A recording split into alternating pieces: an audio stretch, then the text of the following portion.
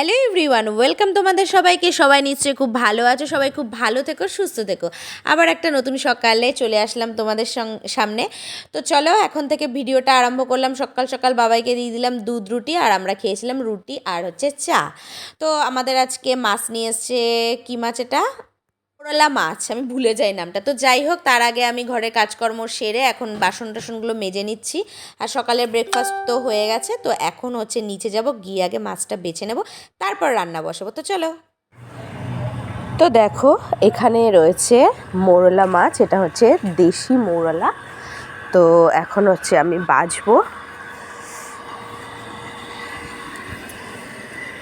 তো চলো, এগুলো তো আর এমনি বটি দিয়ে কাটা যাবে না, তোমার ওই ঘষে ঘষে করতে হবে। তবে এই মাছগুলো খেতে খুব টেস্টি। তোমরা কারা কারা খাও অবশ্যই কমেন্ট করো, আমার তো খুব ভালো লাগে। মাছের মধ্যে দেখো কি একটা রয়েছে আবার, যেহেতু পুকুরের মাছ। তো চলো বাছা যাক। আমার জানো না, তাই প্রচুর পরিমাণে ঠান্ডা লেগেছে। তো ঠান্ডাটা আমার বেশ কদিন লাগছিল না, কমে গেছিলো, খুশি হয়েছিলাম। তো দেখো আবার হচ্ছে ঠান্ডা লেগেছে। তো দেখো আমি এখন মাছগুলো বেছে নিচ্ছি।